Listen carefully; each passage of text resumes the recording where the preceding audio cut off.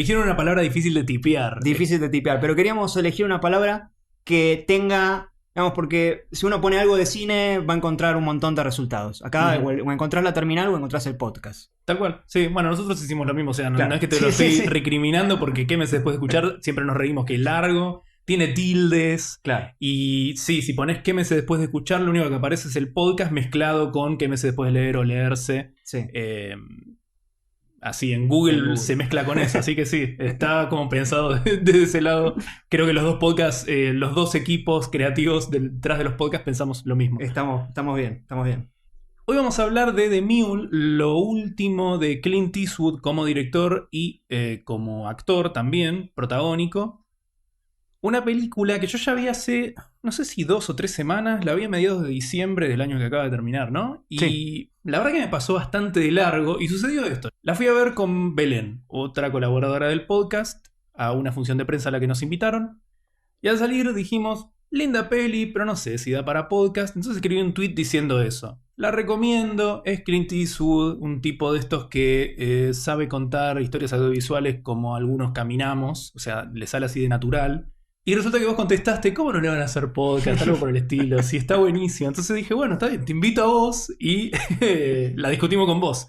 Porque sí, es una película que no hace falta mucho convencimiento para que le dediquemos podcast. Es de Clint Eastwood, tiene este gancho que dice, ahora vos que probablemente estás más informado, corrígeme si me equivoco, pero no sé si él dijo o se especula que por lo menos va a ser su última película como actor. Y como actor ya tiene 88, veo muy difícil. Aunque sea ya como protagónico, me parece que es la última. Sí. Digamos. ¿Pero sumo, esto lo dijo él o es algo como...? No al menos yo no lo escuché de él, pero... Porque creo que es algo que se está diciendo, pero no sabía si había venido de parte de él como... No. Parte de la venta de la película. No, estuvo bien, porque si lo decía... iba a pasar como venta de la película. Claro. ¿No? Está mejor que si lo declare 2 meses después. Sí, tal cual. Inclusive con la edad que tiene, que como dijiste vos, tiene 88 y creo que cumple años pronto. Y debe ser. Sí, Me parece que cumple años a principios de año o por ahí, entonces casi tiene 89. Es una edad muy avanzada incluso para dirigir. Sí. Y es una película que teniendo en cuenta eso está muy bien. A mí me parece que su parte central es la que más disfruté porque es el momento que más se divierte con esta premisa. Que está basada en la historia real, pero basada, ¿no? Sí, levemente. Levemente en la historia real de un hombre de 90 años que hizo exactamente lo mismo para uno de los carteles de Sinaloa que son los más enormes de México. Me parece que la parte central se divierte más con la premisa, pero al principio y al final la encontré medio convencional. Hay varias... Toda la historia paralela que cuentan con Bradley Cooper, Lawrence Fishburne y... ¿cómo se llama el otro? ¿Michael Peña? Michael Peña. Se le termina dedicando demasiado tiempo para el poco desarrollo que tienen esos personajes. Pareciera como que fueron más al piloto automático, a la parte común de darle espacio al que está persiguiendo al supuesto criminal, que en este caso es el chiste justamente, lo divertido es que no es un criminal realmente, pero me parece que queda medio tambaleante, el final con la familia también. Ahora estoy diciendo esto todo en términos generales porque ahora la idea es zambullirse más, pero bueno, vos en general hay también, que sacárselo de encima. ¿qué te pareció que... así más en términos generales, a vos evidentemente te gustó mucho más? Sí, me gustó mucho más y lógicamente tuve la posibilidad de verla, ya me había gustado lógicamente la primera vez, ¿no? Pero tuve la posibilidad de verla por segunda vez. Toda película, ¿no?, ya revisionada te enriquece. Y más una película de un autor como Clint Eastwood, que uno sabe que no deja nada librado al azar. Y bueno, y ahora podemos puntualizar en algunos de esos detalles donde como ese tipo de personajes son realmente necesarios, tanto para la trama como para la idea detrás. Como para la idea detrás, sí. Porque la película un poco funciona en relación a, digamos, una historia que parece simple, universal, que siempre es principal, ¿no? Una primera historia que tenga que ser, que todos podamos entender, digo, no tiene cosas locas, no es que aparece Lynch, o algo tipo de Lynch, sino todos pueden entender The Mule. Sí, y aún así es un director muy clásico. Muy clásico, exacto. Que no quedan muchos. No quedan muchos. Y se nota porque para narrar el uso, ya si nos ponemos más técnicos, el uso de las elipsis, el uso del fuera de campo, todo lo que sea recursos cinematográficos, vamos, es para poner en clase. Y es algo que hoy se está perdiendo. Pero si hablamos de lo narrativo de estos personajes, bueno, podemos empezar a desasnar su sentido de por qué están ahí, que Ajá. es muy interesante. Sí, si querés empecemos a, como decía, discutirla más en orden. Vos viniste con la tarea muy bien hecha, además de ver la película 2 veces, veo aquí delante tuyo 6 páginas tipeadas con tu análisis de la película. Por lo tanto, recién antes de grabar yo decía, bueno, sigamos el orden en el que fuiste desarrollando los temas vos, ya que viniste con tantas notas. Algunos de los participantes del podcast hacen notas, yo normalmente no, pero nunca nadie había venido con tanto escrito, así que aprovechémoslo. Recién me decías que lo primero que querías desarrollar es el personaje que interpreta a Clint. Exacto, podemos ir por el personaje principal, que es Ed Stone, que es un horticultor de 90 años, que es veterano de la guerra de Corea. Ujú. Y es un personaje característico porque se pasó toda la vida de viaje. O sea, ha puesto el trabajo como prioridad por sobre la familia. El tipo no ha sabido establecer prioridades, que es uno de los temas de la película. Ujú. Y eso, bueno, eso desde lo narrativo forma parte del camino del héroe, ¿no? Cómo va cambiando el tema de las prioridades. Pero es importante decir que Ed es un personaje que siempre está llegando tarde a todo. Tiene esa característica que siempre llega tarde a todos lados. Por un lado, el cumpleaños de la hija, llega tarde a la ceremonia de la nieta, porque ya estaba empezada, llega tarde a las entregas de droga, incluso llega tarde a la cárcel, porque debería haber ido preso mucho antes si lo hubieran agarrado bien. Sí, sí, se podría decir. Entonces él es como que le pide al tiempo que lo espere a él, al punto tal que Internet le quitó el trabajo y él, en lugar de querer aprender a utilizar la tecnología para encontrarle la vuelta y vencerla, sigue sin saber enviar un texto. Es como que con el tiempo él va a aprender, Ujú. pero con su tiempo. O sea, él obliga a que el tiempo lo espere a él. Sí, sí, el otro costado de esa manera de ver todo esto es que estamos viendo una persona a la que el tiempo se le está agotando. Exacto. Por más que él no lo quiera admitir o no le dé importancia, si está siempre empujando las cosas para adelante, llega un momento que no hay más adelante. También yo lo leo y Clint Eastwood en sí no es un director que yo siga un montón. Vi unas cuantas películas de él, pero tiene muchas más que no Sí. vi. Es como Woody Allen en el sentido Sí, de que sí, hizo tiene muchísimas. muchísimo. Y también actuó en unas cuantas más.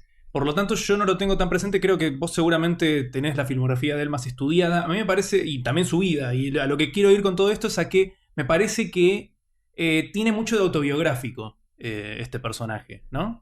Y hay mucho autobiográfico en el sentido de que él está hablando de cómo no se pasó la vida con la familia, un tipo que hizo muchísimo cine. Sí. Entonces, además, incluso está Clifton Collins Jr., que fue su ex yerno, está su hija trabajando. Sí, su hija, ¿qué hace de su hija? ¿Qué hace de su hija? Está Bradley Cooper, que ya trabajó con él en American Sniper. Está Sí, la Lawrence última Fishburne. película que realmente tuvo repercusión. Claro. ¿Hizo alguna entre medio de esa y la de El tren a París? Hizo. Que no me acuerdo el horario. Sí, Tren 17. Sully fue antes, ¿no? Tenés Sí. razón, Sully fue intermedia. Sí, sí, Y sí. Sully también le fue bien. Sí, Clint Eastwood es uno muy Sí. querido, por lo menos en el ambiente de premios, Oscar. Sale parejo siempre, ¿no? Es como que siempre sale bien, sale Sí. bien parado. Y bueno, Lawrence Fishburne también actuó en Río Místico. Es como que quede todo entre amigos laborales y entre la familia. Ajá. Que es un poco lo que habla la película, ¿no? Entre la familia y el trabajo que se divide. Sí, en Eastwood. ese sentido me parece interesante el comienzo, más allá de que me pareció un poco elemental para mi gusto. Ujú. Porque sí, es medio de trazo grueso el momento en el que la hija está desesperada porque su padre no está viniendo a su casamiento y él está saludando a las viejitas que lo adoran por sus flores. Se podría sentir muy autobiográfico en el sentido de que este personaje está disfrutando su fama y su vida profesional, que no es una vida profesional cualquiera, es una vida profesional que genera adoración, ¿no? Sí, sí, sí, sí, sí. No es un trabajo común y silvestre. Y ahí si lo empezás a entender de ese lado me parece que es más apreciable porque, de nuevo, yo sé muy superficialmente de la vida privada de Clint Eastwood. Sé que tiene una hija que puso en adopción que tardó mucho tiempo en reconocer. Tiene como toda una historia que puede verse como una especie... Estos grandes directores a veces se siente que sus películas son como una expiación de culpa o un tratar de sanar ellos mismos y a sus seres queridos a través del arte que hacen, ¿no? Y Ya desde el comienzo se puede empezar a ver un poco eso, me parece. Sí, si lo aprecias de ese lado. Hay un poco de eso. Yo en particular, la lectura que más hago va por fuera de eso, pero tiene esa inteligencia la película que puede jugar a 2 o 3 lecturas. Sí. Porque como trabaja, y esto es importante decir, como trabaja a nivel simbólico, la película, como todo símbolo es polar, todo tiene su lado, su costado positivo, su costado negativo, te da esa libertad, digamos, de que, bueno, esto lo puedes entender así, esto lo puedes entender así, pero tiene un sentido dentro de lo narrativo de lo que es la primera Seguramente, historia. sí. Y justo hablaste del comienzo. Y Borges decía, el final está enterrado en el principio. Y uno ve la primera escena de la película y es Clint Eastwood con las plantas, ¿no? Mirando una flor, apreciando una flor. Y el último plano de la película es exactamente Sí, como idéntico. encontró esa paz incluso preso. Sí, pero además, fíjate qué detalle que la primera, cuando está mirando la flor, él corta la flor. O sea, en la primera escena. Ah, mira. Y en la última escena no. En la última escena la aprecia. O sea, uno podría decir que todo lo que sucede en la película sucede entre la flor que corta, que uno podría decir que cortar una flor es una maldición, y ese estado que llega al final de apreciar a la flor. Digamos, sí, también se puede ver algo así como una manera de ver cómo cambió su relación con su familia, de alguna manera. O él mismo, porque cortar una flor significa que va a viajar y él al final deja de viajar. Incluso no solo en el sentido de que se termina quedando con su ex esposa en sus últimos momentos, sino que preso no puede viajar tampoco. Preso no puede viajar, exactamente. De hecho le hacen el chiste al final de al menos vamos a saber dónde estás. Tenés razón, me había olvidado. Y bueno, ese es uno de los grandes temas, ¿no? De que él siempre está por todos lados. Pero bueno, hablando del comienzo, ahí tenés que él está en un invernadero, y él sale del invernadero y lo reciben en un auto 2 mexicanos. Entonces ahí ya tenés una escena que funciona a posteriori invertida. Porque luego vamos a ver a él viniendo en auto, llegando a un garage, digamos que en este sentido funciona como la inversión del invernadero, trabajando para mexicanos. Tiene ese juego de que se le va a invertir, le va a volver lo que de alguna forma plantó justamente. Claro. Es una de las tantas inversiones o paralelismos que podemos encontrar dentro de la película. Sí, eso también me da pie a mencionar algo que es parte de lo que más me entretuvo de la película. Si bien me parece que si te lo pones a analizar un poco más ideológicamente y de nuevo, sin poder evitar conocer a Clint Eastwood como persona, la película está un poco, voy a decir, anticuada.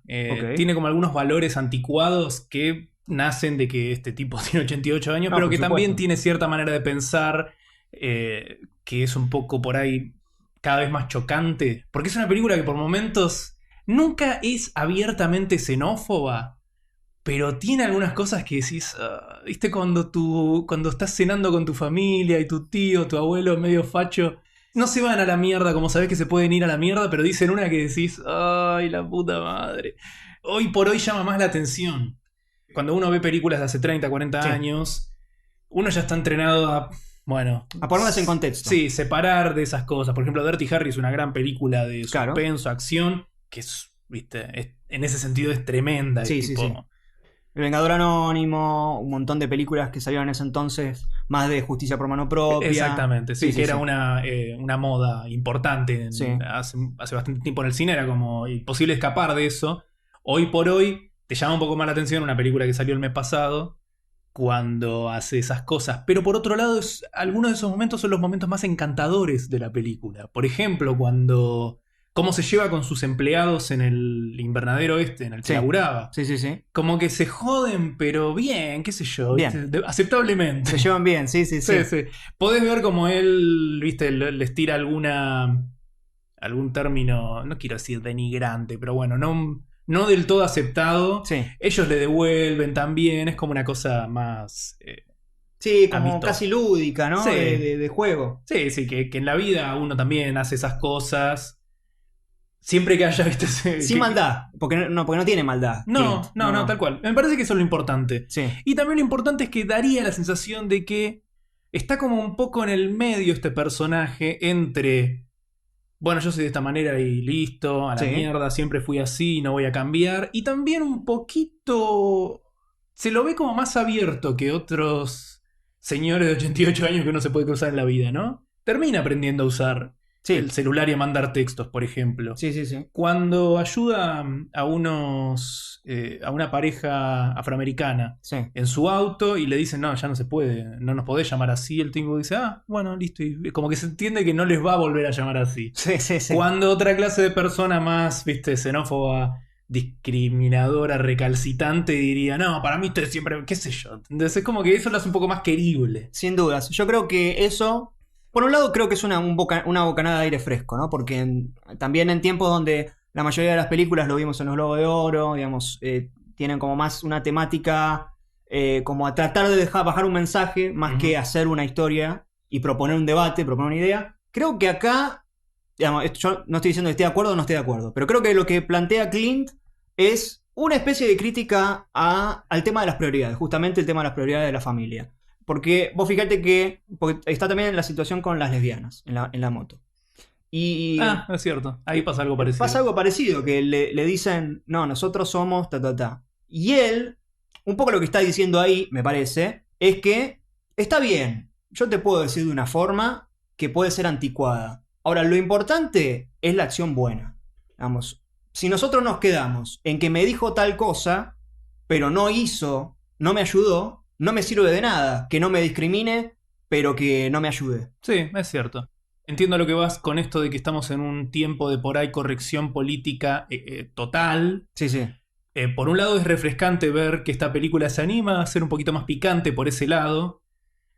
Y moderadamente, ¿no? Claramente. Moderadamente. Sí. Y por otro lado, me parece que sí, que a veces uno ve que uno está tan listo, y no lo digo por mí mismo, porque yo trato de escapar de eso, pero a veces en las redes sociales, justamente Twitter, que pululamos vos y yo, a veces uno ve que la gente está tan preparada a escandalizarse, a detectar el error, a leer, viste, una carilla entera y concentrarse en esa cosa que jugar a ser policía, digamos. Una cosa así, sí, tal cual. Y me parece que bueno, que esta situación con las lesbianas, como con la lectura que vos proponés, está bueno porque sí, está este encontronazo. También hay como una revalorización a lo que él representa, que es el tipo entiende más por su mayoría de edad, no porque sea hombre, por experiencia, entiende más de la moto y al final tiene razón, o se da a entender de que tenía razón y lo ayuda. La cosa que dice al pasar ayuda a que logren hacer andar esa moto. Por eso, también es problemático por el sentido de que, viste, se está poniendo en un lugar, en un pedestal él, pero creo que tiene su encanto. Yo no puedo, en esa parte, especialmente en esa parte central que es tan encantadora, yo no podía dejar de sonreírme. Pero vos fíjate que es muy lógico porque no es que él les está explicando cómo hacer tal cosa. Él les está explicando, uno es de una moto y otro es del auto, y es un tipo que vivió toda la vida en el auto. Entonces tiene sentido que él sepa ayudar con ese tipo de cosas, porque se da maña. Crea una situación que sí, que es ganada. Claro. Tiene sentido, no sale de la nada el conocimiento que pasa en muchas películas, que el conocimiento mágico que tiene ahora de repente. Sí, yo sabía también esto porque es lo que me deja bien parado en este momento. No, tal cual es, como decís vos, es verosímil. Bueno, siguiendo un orden más o menos, porque estamos saltando a distintos lugares, como es inevitable en este podcast. Una de las cosas que me parecieron un poco forzadas es cómo hace el contacto con los mexicanos. Incluso ahora hablando de que trabajó con mexicanos, podría haber ido por ahí, pero en realidad es una coincidencia. Un tipo que estaba en el ensayo, creo, de la boda de la nieta. Sí. Lee la situación como que el tipo está en la lona y le da esto. Escuchó que le gustaba manejar, me parece que se da a entender eso, o sabía, y le da una tarjeta para trabajar de conductor en algún lado. Me parece que es un poquito forzado, si bien está bien. Después vemos la mirada cómplice de este hombre que vuelve a aparecer en el casamiento, propiamente dicho, que entiende por qué el tipo pudo comprar todas las flores y está todo bien. Es el único que sabe la verdad ahí. Y después no lo volvemos a ver nunca más, si no me equivoco. No. Es el disparador para llegar a la premisa que es la anécdota en la que está basada la película, que es lo más interesante. Es alrededor de lo cual se construye toda la película. Sí. Que me parece un poco forzado, pero pasa porque enseguida da pie a toda esta serie de situaciones extrañas de viejo de 88 años, republicano, Sí, me parece que esa escena que decís, la del mexicano que le ofrece trabajo, cuando uno la ve por segunda vez le queda mucho más claro porque él menciona lo del recorrido del auto y corte A vemos la imagen de... Es como si cada vez que vemos la imagen de este tipo es cuando se acaba de decir una frase que vos sabés que este tipo escuchó, digamos, que este tipo detectó. Claro. Les hace ese juego que capaz que en la primera parece raro y después entendés Eh, ese montaje, digamos. Viéndolo con mucho amor, es un tipo que evidentemente es muy despierto. Enseguida está hablando, creo que ve los stickers en la camioneta que es Exacto. de Sí, los sí, distintos sí. estados, el chabón. Sí, casi preparado para esa ocasión, digamos, para Claro. encontrar a alguien. Sí, Sí, no sabemos qué relación tiene él con el cartel, pero capaz está siempre con los oídos parados y termina siendo una muy buena idea la que tiene. sin dudas. Que es fuera de lo común. No a cualquiera se le hubiera ocurrido decirle a un viejo de 90 años que transporte droga y le termina siendo una muy buena idea para el cartel este. Sin dudas, sin dudas. Vos fíjate que ahí se da una digamos, simetrías o resignificaciones, como se quiera decir, con el tema del auto. Porque él está con el auto y tiene atrás todas cajas porque lo acaban de echar de la casa. Ujú. Entonces, en ese momento, el auto se convierte en su casa. Que además, el auto siempre es su casa, en algún sentido, porque estuvo más tiempo en el auto Que con su familia. que con su familia. O sea que, simbólicamente, ahí el auto es la casa. Después, él se compra otro auto. Damos un auto negro, porque hace la primera guita y se compra un auto negro. Que además eso es simétrico con la cantidad de... O sea, tenía un auto pequeño y llevaba pocas dosis de droga. Ahora se compra un auto más grande y lleva 260... O sea, es simétrica la cantidad que lleva con el auto que se compró. Y al mismo tiempo el auto es... La camioneta es negra, digamos, ¿no? Se está entrando al camino de la oscuridad. De hecho, en el final, cuando está él con el traje negro y la camioneta negra, digamos, queda más en evidencia Queda más claro. Sí, esto sí. que digo. Pero el auto, en ese momento, cuando empieza a transportar droga, ya se convierte en casi símbolo cómplice de algo ilegal. Sí, tal cual. Hay algo en la negación, ¿no? Lo sentí bastante natural y de nuevo es algo que capaz Sí, en un autor menor no se comunicaría tan bien porque es imposible que si es un tipo que tiene un dedo de frente, es imposible que no suponga que está transportando droga o armas o algo ilegal, claramente, si no, no le pagarían tan bien. Pero da la sensación de que tiene una negación, de que no le interesa hasta el día que se le ocurre parar y ver lo que está llevando. A partir del momento en que ves lo que está llevando, ya no lo podés negar más. sin Pero me dudas. parece que hasta ese punto no, plata que cae del aire. Yo manejo y plata que me cae del aire, que es más o menos como te lo plantea un criminal que te dice, ¿qué te molesta? ¿Manejás? ¿Te dan una platita? Ni mirés lo que tenés atrás. Y bueno, esa... De nuevo, siento que esa es la manera de pensar que permite a veces algunas cosas como esa, ¿no? Claro. Esa Sí, compartimentalización, palabra complicada, permite que estés haciendo esto y puedas dormir a la noche. es así. Sí, porque si no, uno ya no sé. Ninguno podría vivir, digamos. Y Ninguna no- de estas personas, no, Sí, sí, nosotros. sí. Claramente nosotros no, no estamos en ese mundo. Pero vos fíjate que lo que me acabas de decir es lo del baúl. Viste que después se da la escena con el policía. Ujú. Que de hecho es bastante paradójico porque ninguno de los policías. O sea, los policías siempre lo tienen enfrente y no lo ven. Ujú. Bradley Cooper siempre lo puede agarrar y no lo agarra. Este policía lo tiene ahí y no lo ve. El otro policía lo tiene ahí y le encaja el coso de pochoclo. Vamos, es muy irónico, lo juega con lo tonto que es la policía, ¿no? De tenerlo enfrente. Y Pero al mismo tiempo lo imposible que es imaginarte que es un hombre de 80 años, todo también. lo que dijimos. Sí, sí, sí. Ahí es la parte entretenida de la premisa, que nace de una anécdota. Me hace pensar también en Black Klansman, una película súper diferente que también salió Sí. el año pasado, que nace de una anécdota graciosa, que te sorprende escuchar que es real. Y sí, y genera estas situaciones que te las crees. Sí, el policía, lo último que se le va a ocurrir a este tipo que paró al costado de la ruta es que tiene 200 kilos de cocaína. ¿Entendés? No se le va a pasar. Es imposible. Es como pensar que el tipo salga volando. Bueno, ahí juega un poco con el tema de los prejuicios, ¿no? De la policía. Porque paran al mexicano, Ajá. este tiene pinta. Y después cuando están viéndolas en el hotel y dicen, no, ahí no, hay una familia con un hijo, así que ahí seguro que no. Claro. Y al viejo tampoco, digamos, a Clint Le pasa por al lado. le pasa por el lado. En cambio, de los que sospechan es del tipo con esteroides, digamos, siempre del estereotipo. O sea, Sí. personajes que representan en algún punto estereotipos de lo que se imagina que uno que es un policía, digamos, dentro del cine, sospechando de estereotipos. Digamos, tiene como esa cosa paradójica, ¿no? La película. Sí, tal como cual. como autoconsciente, ¿no? Casi como riéndose de lo mismo que esa es la propone. clase de cosa que juega bien con la idea de imaginarse a Clint Eastwood poniéndose Sí, sí. en el papel de alguien que es discriminatorio y yo qué sé, y creer y pensar, bueno, Clint Eastwood es así, de una sola dimensión porque sabemos que, viste, vota Trump y qué sé yo. Sí, sí.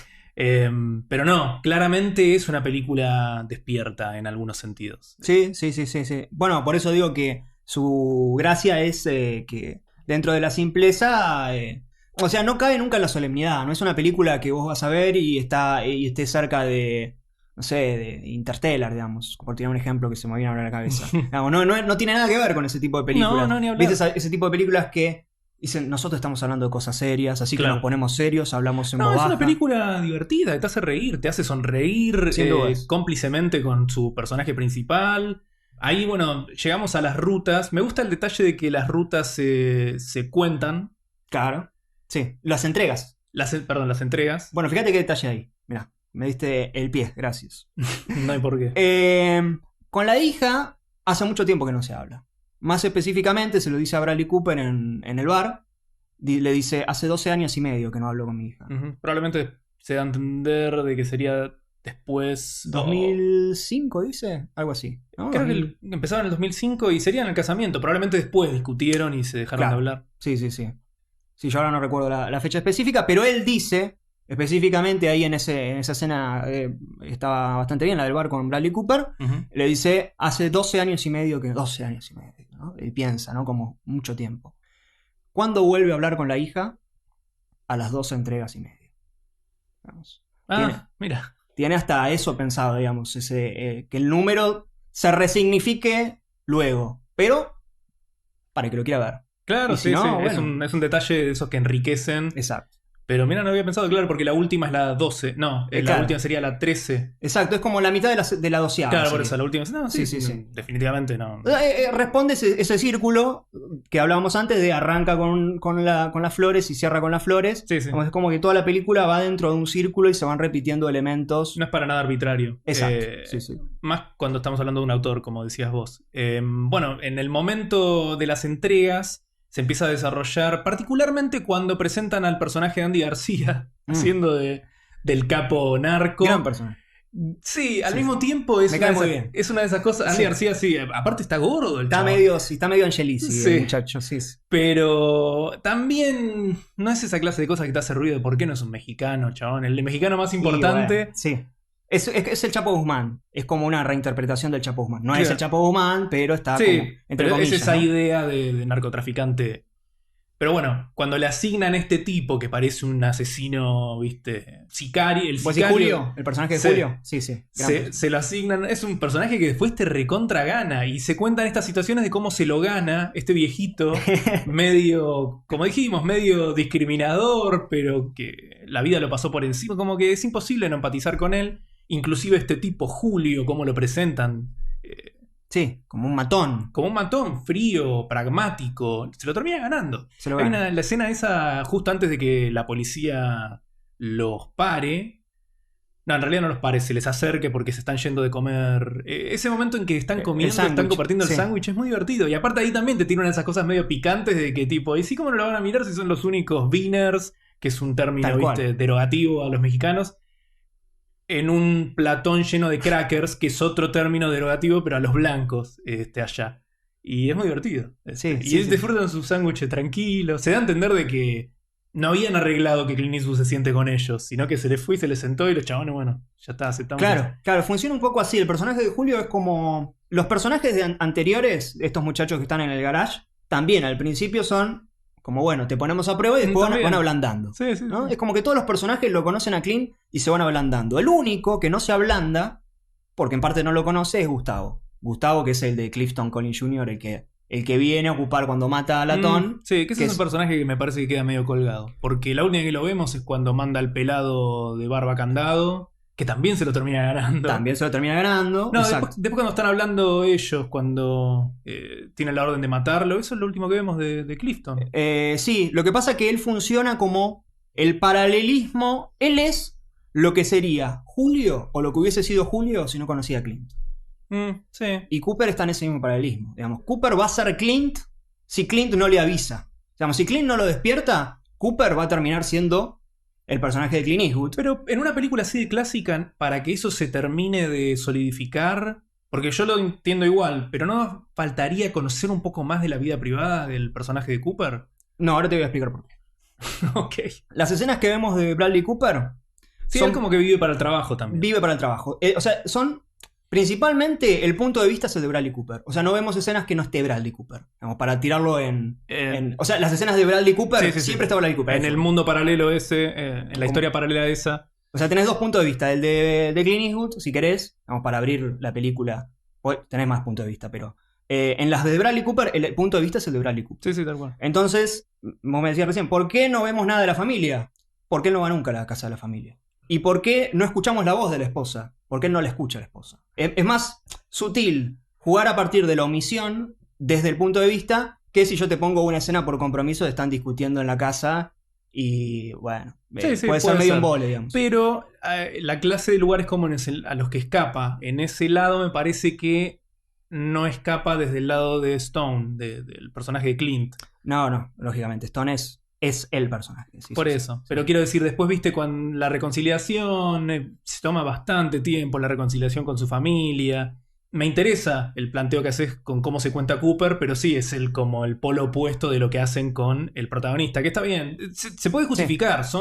Por eso es una película que a mí no me volvió loco, pero es cerradita en sí misma. No es como algunas películas de las que hablamos a veces, mucho menores, en los que inclusive los momentos que ves que no funcionan casi se pueden sacar enteros y la película no pasa nada. Esto es una película inteligentemente construida. Sin dudas. Sin dudas. De hecho, siempre digo lo mismo, ¿no? Una cosa es que nosotros nos pongamos a hablar de lo que a nosotros nos gusta. Vamos, hay una escena que nos va a gustar más y otra escena que nos va a gustar menos. Y otra que nos pongamos a hablar del sentido de que esté esa escena ahí. Claro. Porque después a nosotros nos puede gustar, no podemos coincidir o no, pero entender por qué esa escena está ahí. Y justo en eso que hablabas o que hablábamos recién de paralelismo, Michael Peña, el personaje de Michael Peña, que cuando se presenta en la escena dice, yo tengo 5 hijos, agarra el llaverito, dice, yo tengo 5 hijos, y le dice, ¿cómo haces? Y yo me encuentro el tiempo, justamente uno de los temas de la película es el tiempo, ¿no? Que ya lo dijimos. Me olvidé ese detalle, pero sí. Michael Peña es como el personaje que puede llegar a ser Cooper. Es como que Cooper tiene los dos caminos enfrente de él. O es Clint o es Michael Peña. Y todo lo que vemos en la película es cuál de los dos caminos va a elegir Cooper. Es una linda interpretación, la verdad. Y me había olvidado ese detalle, pero que si se plantea que se entiende inclusive la importancia del personaje de Peña, claro, con esa frase que la verdad que se me había escapado de la mente. Sí. Por eso digo que en la segunda en la primera es muy difícil. Sí. Sinceramente es muy difícil. Sí. Vos venís con esa ventaja. Claro, sí. Aparte que la segunda vez que la viste hace 3 días, entonces es el jueves. La tenés bien fijada. Bien fijada, exacto, sí. Recién mencionabas la escena, ¿no? De la que está en Julio, como que él le da consejos. Porque Clint en algún punto uno podría decir que hasta tiene 3 hijos, ¿no? La hija, es Cooper, más o menos todo lo que se va encontrando, que es como que quiere reemplazar el lugar de la hija y darle consejos a alguien porque no tuvo a nadie para darle consejos. Sí. La verdad es esa. Sí, se entiende que es el típico señor mayor, edad abuelo, pero que no tuvo ni hijos ni nietos, algo así. Entonces está buscando a quién impartirle su conocimiento. Claro, exacto, porque no tiene nadie para hablar. Sí. O sea, una persona fija, un amigo. Se entiende también que es un personaje muy solo. Muy solo. Muy solitario. Incluso otra cosa que también puede ser medio chocante por cómo se filma. El tipo está con prostitutas, sin ningún problema. En la fiesta a la que la invitan en la casa esta de Andy García Narco, hay un plano largo de él bailando con una chica. Después muestran que se va con otra distinta. Y viene una tercera. Es un trío. Sí, eso es bastante raro, considerando que el que está dirigiendo la película es el que se está poniendo en esas situaciones. Sí. Es otro de esos momentos que tipo decís, qué hijo de puta. Ahí tenés al autor es tal cual, divirtiéndose. ¿no? Divirtiéndose, tal cual. Sí. Eso es fundamental y que sea universal. Y esas escenas que vos decís de la prostituta funcionan. Es como que tiene. Todas las escenas siempre funcionan progresivo. Progresivo-regresivo. Por ejemplo, esto que decíamos del auto. Primero tiene un auto así y después tiene un auto, una camioneta más grande. Primero se olvida del cumpleaños de la hija, o perdón, de la boda, casamiento. de la boda de casamiento, después se va olvidando de cosas hasta el final, que más o menos se olvida un termo en el café con Bradley Cooper, que después Bradley Cooper se lo va a llevar. Sí. Pero, o sea, pasa de lo más grande a lo más pequeño. Ahí funciona regresivo. Y acá funciona progresivo en el tema del trío, porque primero él tiene un trío, digamos, con chicas de clase baja, en un motel de mala muerte, que lo ve Julio desde la ventana y dice, ¿qué está haciendo este tipo? Y después lo pasa a tener en una mansión con, digamos, prostituta de clase alta. Digamos. Probablemente. Y ahí, lo interesante de estas escenas, porque uno podría quedarse en, está bien, te entiendo la progresión, pero puede ser un poco innecesario. ¿Por qué funciona mucho esa escena? Por la escena que viene luego. Porque después se sienta a darle un consejo a Julio, y en realidad el subtexto de esa escena es que, vos fíjate que Clint no le está diciendo, no, lo que hice recién. O sea, no está como que recién cumplió una fantasía y satisfecho. Lo que le está diciendo Clint es, en otras palabras, me acabo de dar cuenta que tuve un trío en un motel y ahora tuve un trío en una mansión, cumplí todas mis fantasías y sigo estando vacío. Claro. O sea, me sigue faltando... Y lo está aconsejando de que deje esa vida. Exacto. Porque aparte le está empezando a cobrar cariño. Le está empezando... Y a partir de ahí, además, la película se vuelve más familiar incluso, ¿no? Como, me acabo de dar cuenta... O sea, el tipo tuvo la... ¿Cómo se dice? La epifanía. Claro. Se podría dar a entender igual también que a través de su relación con Julio, que es una de las cosas más efectivas, me parece, de la película. Sí, que por ahí eso es lo que le ayuda a tomar la decisión de dejar su entrega más importante por la mitad para acompañar a su ex esposa. Igual no quería dejar de mencionar otros dos momentos que me acordé mientras te escuchaba. No? En el casamiento está acompañado por una mujer rubia. En el casamiento al que sí va, está acompañado por una mujer rubia, no sé si te acordás. Sí. Y después, cuando logra... Bueno, esto también es interesante, que la plata que gana en su primera entrega es para él, se cambia el auto. Sí. Pero la segunda es para este centro de veteranos. Claro. Que eso también es un detalle muy lindo que te dice de este hombre que por ahí está buscando algo más. También él es veterano, es un lugar al que él va, pero sí, se entiende como que es algo bastante más desinteresado. En el festejo hay una cantante que como que se le pega. De polka, sí, una cantante de polka que se le acerca... O sea, estamos hablando de una película protagonizada por Clint Eastwood, pero dirigida por él mismo, o sea, armada por él, en la que se pone constantemente rodeado de mujeres mucho más jóvenes y hermosas. Pues sí, que se quería darle gusto, Clint. Que como que sería darle gusto extra película, no sé. Me parecía como, no quiero decir chocante, porque no llega a ese punto, pero cuando te llama la atención y decís, che, esta es la sexta vez. Es la sexta mujer hermosa con la que... La sexta vez y estás bailando tocándole el orto prácticamente. Es Clint, por ahí un par menos. Mirá, eso que hablaste de las buenas acciones, yo creo que en parte él es bueno... Y en parte él está a partir de buenas acciones tratando de tapar la culpa de no haber estado. De hecho, por eso funciona que mientras él está en el bar pidiéndole una ronda a todos los amigos en el comienzo, al mismo tiempo, mediante montaje paralelo, estamos viendo cómo se está ausentando. Porque si vos tenés solamente una parte de la historia, vos decís, este es un tipazo. Claro. Este es un tipazo, me invitó. Pero al mismo tiempo tiene esto. Es como la parte positiva y la parte negativa. Pero probablemente la parte positiva venga como refugio de lo que no está pudiendo lograr y inclusive esto que estamos hablando, ¿no? De que toda información está por algo. Sí. Creo que en ese momento, en el momento que decide invitar a todos un trago, ve un casamiento o algo por el estilo en la televisión. Para que te quede claro que no es que se olvidó, sabe.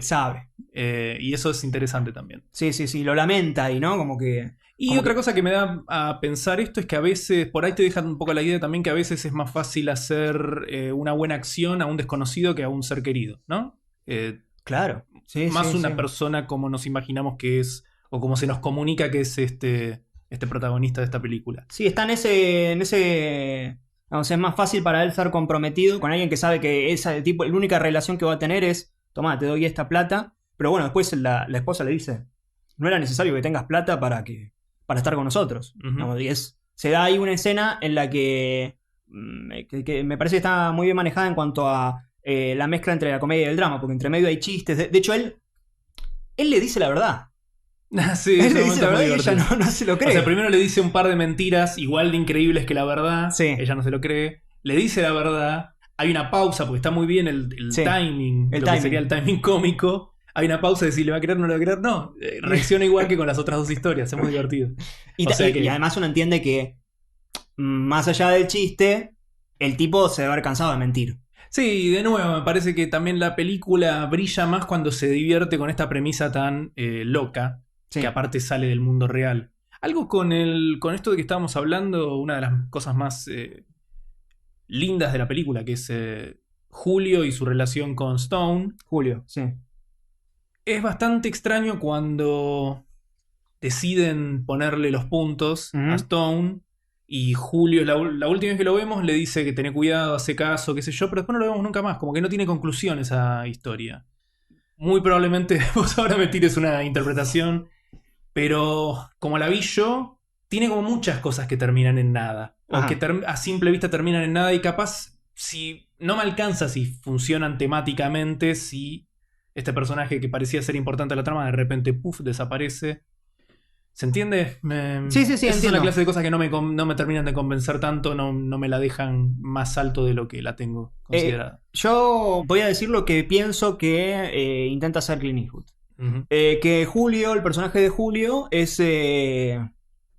bueno, esto que decía antes, ¿no? Que es como uno de los hijos. De hecho, le dice, mi hijo, Julio, mi hijo. Y no me digas mi hijo, dice. Entonces uno puede entender que Julio no le ha hecho caso. Y antes Clifton Jr. le dice, Gustavo, el personaje de Gustavo, le dice, si el viejo no hace caso, vos te vas.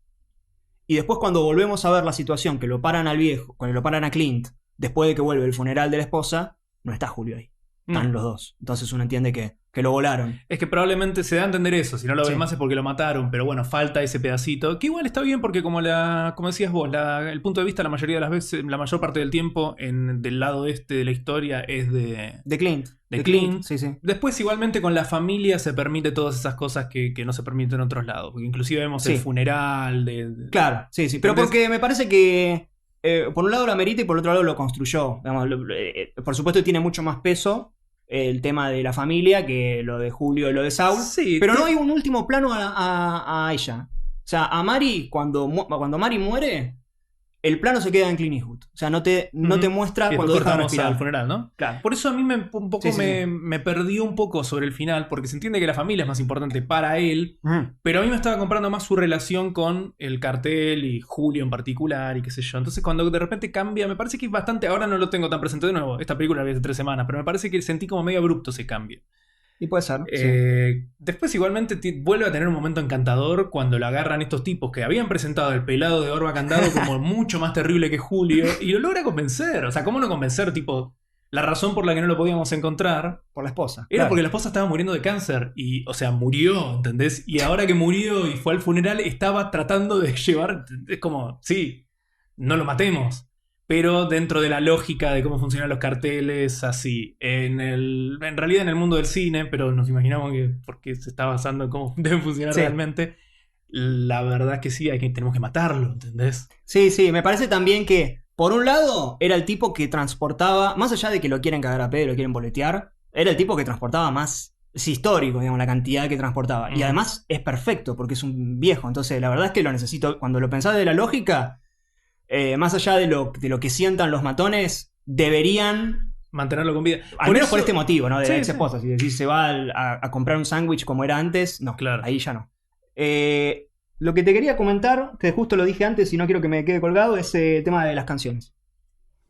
Que tiene como un montón de canciones. Sí, ¿no? sí, Tiene como tiene 4 lindos canciones. momentos. Hay otro lindo momento que es cuando se enganchan cantando ese musical. Ese musical, Los mexicanos claro. siguiéndolo porque le plantaron un micrófono. Un micro. Yo igualmente, no, de nuevo, no era imposible que me acuerde los temas, pero no eran un poco obvias también, trazo grueso, tipo, él está andando por la ruta y una canción que está diciendo, estoy andando por la ruta, esa clase de cosas.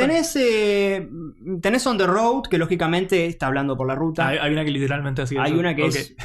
Pero vos fíjate que dentro de la primera historia tiene sentido que escuche eso, porque es un tipo que está escuchando temas folks, digamos, del 50, digamos, no es que está escuchando un tema de Miranda que tiene una letra que Claro, sería claro. muy chocante. Sí, sí, sí. No, es que de hecho, por eso, en el sentido más superficial me parecía divertido la música que escuchaba, porque aparte, no sé si lo vuelven a hacer, pero me parece que el fin al que llega con esa idea es el momento de los mexicanos enganchándose a cantar con él. Claro. Después no sé si sigue escuchando música. Tiene una más que canta que es que pasa desapercibido, que es More Today Than Yesterday, que es un tema de Spiral Staircase, y cuando se despide de la esposa y ella le dice, sos el amor de mi vida y el dolor de mi vida, él le dice, te amo más que ayer, pero menos que mañana. Entonces bien. ahí vos entendés, si haces la conexión, de que él lo estaba cantando porque era el tema que cantaba con su esposa. Digamos. Entonces cumple otra función, más allá de la del tipo cantando, digamos, es otro, y la gracia. otro lindo detalle, la verdad. Sí. Y que un poco demuestra eso que decíamos, ¿no? De que está, digamos, si hasta las canciones están está intentando narrar a partir de las canciones, que sería algo que tranquilamente uno dice, bueno, pon un tema de cualquiera, no es necesario que la letra narre. No, es un tipo que está en cada detalle, eso. me parece que eso es más parte de lo que estábamos diciendo de que Clint Eastwood es un director clásico, Sin duda. en el que pone siempre tema y narrativa sobre la forma, me parece. Como que todo tiene que funcionar en base a los temas que está intentando desarrollar y la narrativa que está contándonos a través de la película.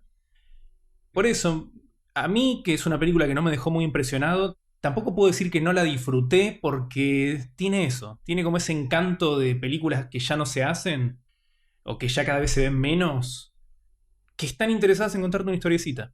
Una historiecita sencilla, aparentemente sencilla, pero con su profundidad, como decías vos, Sí. y que te deja temas que, bueno, a través de este podcast encuentro que, si bien, como digo, no es una película que me encantó, es linda de debatir. Sin dudas.